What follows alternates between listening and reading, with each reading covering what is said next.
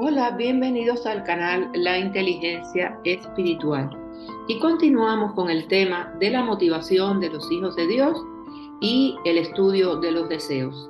Para este estudio he realizado una revisión sistemática sintetizando las evidencias disponibles en estudios primarios, Biblias en diferentes versiones, Biblias de estudio, diccionarios y enciclopedias bíblicas que me han permitido sintetizar y realizar los estudios bíblicos con la ayuda del Espíritu Santo que hace clara la verdad de la revelación escrita. En el podcast anterior analizábamos las tentaciones de Jesús en el desierto y a medida que uno contempla la tentación de Jesús en el desierto se destacan varios puntos significativos y mensajes para nosotros. Su encuentro con el diablo en el desierto es una fuente de aliento y enseñanza para nosotros, los creyentes, en la batalla contra la tentación, porque por haber sufrido él mismo la tentación, puede socorrer a los que son tentados. Hebreos 2:18. Porque no tenemos un sumo sacerdote incapaz de compadecerse de nuestras debilidades, sino uno que ha sido tentado en todo de la misma manera que nosotros, aunque sin pecado. Su compromiso con la voluntad del Padre, el uso de las Escrituras y la determinación a resistir a Satanás son ejemplos útiles en la lucha contra la tentación. Santiago describe el mecanismo de la tentación. Cada uno es tentado cuando sus propios malos deseos lo arrastran y seducen. Santiago 1:14. El origen de la tentación se atribuye a la naturaleza humana caída. Romanos 6:6. Dios no desea que sus hijos sean atrapados por el mal, sino que venzan el mal con el bien. Así dice la palabra de Dios en Romanos 12:21. Y Santiago explica además que los que soportan la tentación serán bendecidos.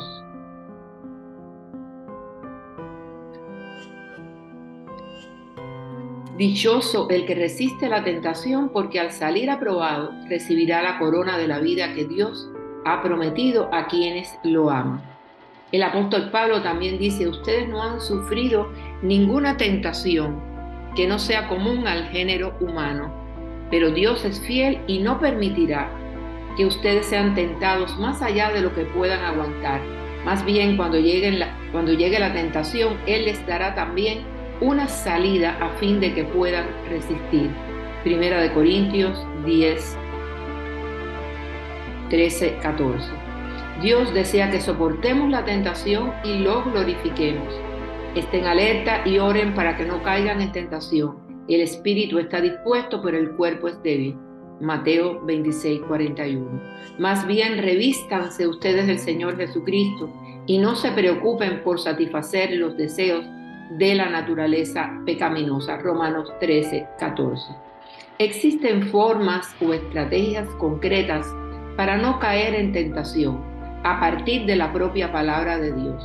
Pero también hay estrategias más específicas a partir del estudio de la palabra y de interiorizar la palabra de Dios en nuestra mente y nuestro corazón. Escapar, huir, evitar, la negación, la resistencia. A pesar de que estas formas de enfrentar las tentaciones se pueden mezclar, vamos a tratarlas por separado para poder profundizar mejor, siempre ratificando que es la palabra de Dios como espada del Espíritu Santo la que puede ayudarnos en este empeño. Huir o escapar.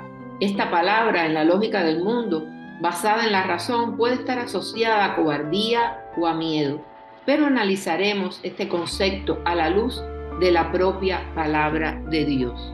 No os ha sobrevenido ninguna tentación que no sea común a los hombres, y fiel es Dios, que no permitirá que vosotros seáis tentados más allá de lo que podéis soportar, sino que con la tentación proveerá también la vía de escape, a fin de que podáis resistirla.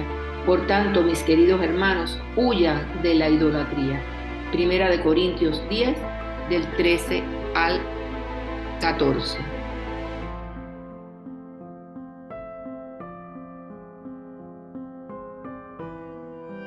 En este contexto, Pablo hacía referencia al peligro más grave que rondaba a los corintios, referido a su seguridad, fundada en sí mismo. Se comportaban como si no existiera peligro y se permitían libertades. Pablo se refirió a una comida que tiene lugar en una festividad dedicada a ídolos, que conllevaba hacerse partícipe con los demonios. Y la instrucción es: huyan. Dios conoce muy bien los riesgos de la tentación y por eso nos da una vía de escape. Así, la tentación está vinculada siempre a la gracia para poder soportar en vez de sucumbir.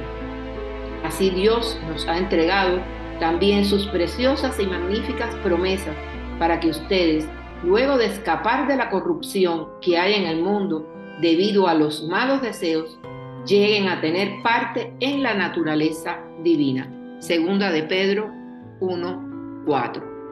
Qué importante idea. Luego de escapar de la corrupción del mundo debido a los malos deseos, tendremos parte de la naturaleza divina, de la salvación, de la fe, de la remisión de pecados, de la gracia, o sea, la comunión y el poder del Espíritu Santo.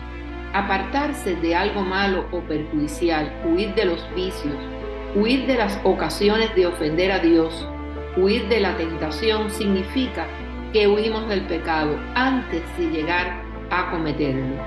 Dios no nos tienta a pecar, por el contrario, cada uno es tentado cuando de su propia concupiscencia es atraído y seducido. Entonces la concupiscencia, después que ha concebido, da a luz el pecado, y el pecado, siendo consumado, da a luz a la muerte. Santiago 1, del 13 al 15. Por esta razón Jesús exhortó a sus discípulos a orar que no entréis en tentación. Huimos de la tentación para no entrar en el pecado. Muchas veces huir de la tentación comienza en nuestra propia mente. Se nos enseña a pensar de esta manera: por lo demás, hermanos, todo lo que es verdadero, todo lo que es honesto, todo lo justo, todo lo puro, todo lo amable, todo lo que es de buen nombre, si hay virtud alguna, si algo digno de alabanza, en esto pensad. Filipenses 4:8. A veces huir de la tentación es un acto físico real. Lo vemos en la historia de José, cuando la esposa de su jefe, Potifar, le hizo insinuaciones sexuales indebidas. José, no escuchándola, para acostarse al lado de ella, para estar con ella. Génesis 39:10. José era sabio en cuanto a sus límites y aún así ella siguió intentándolo. Finalmente un día ella lo asió por su ropa diciendo: duerme conmigo. Entonces él dejó su ropa en las manos de ella y huyó y salió. Génesis 39:12.